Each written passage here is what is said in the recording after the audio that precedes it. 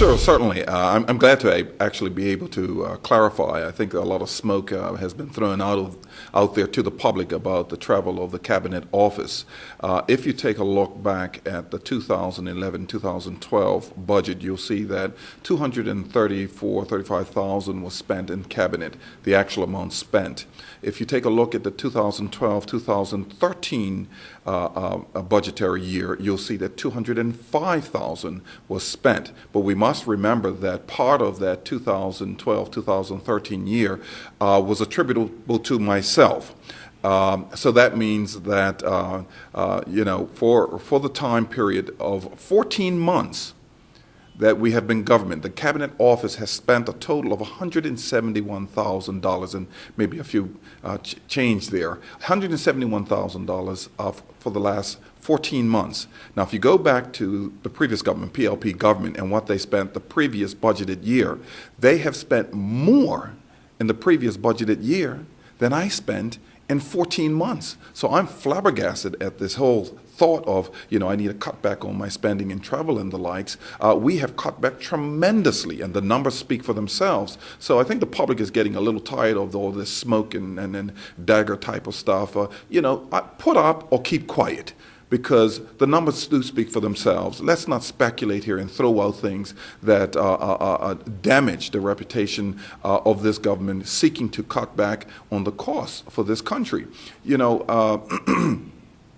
It might be said, if you really look at the numbers, because the election was held in 2012 under the PLP government, there was no travel at all during the months of October, November, and December, because the election was on. People were out campaigning and the likes. So what I spent in 14 months could likely be shown to compare to what they spent in about 8 or 9 months. And in that 8 or 9 months, they spent about $191,000.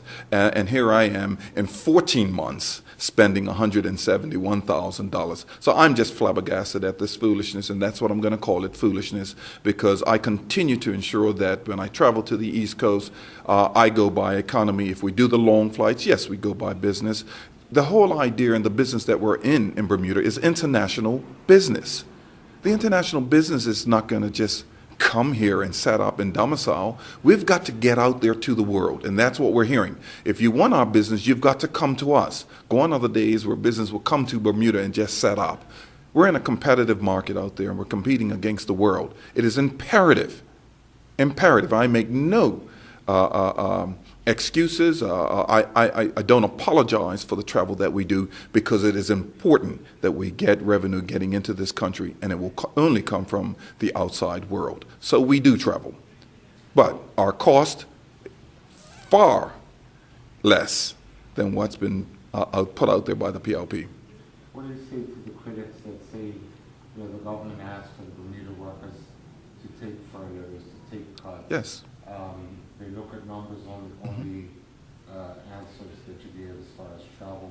Certainly. They pinpoint one particular trip where I think transportation Sure. was in the area of 13,000. Yeah, the explanation there was 9 of us. We went to the World Islamic Economic Forum, and Bermuda may not be aware of this here, but this is a huge event to be able to sit down with the Islamic nations to talk about potential investment. It is a highly secure, regulated event, and we had 9 people go. We had a strong showing because we're seeking out investment in the rest of the world. So for 9 of us going back and forth, it wasn't a close event. We had to travel quite a ways. We had to have special security protocols put in place. I had to be in a car by myself. The minister also had to be in a car by himself.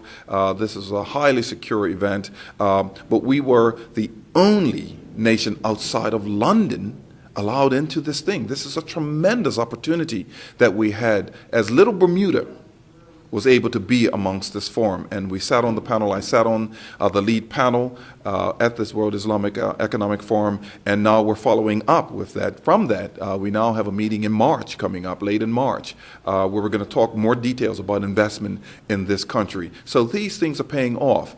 Again, our spend in travel is far less. We've cut back tremendously since the PLP administration. So we are making the cuts that are necessary.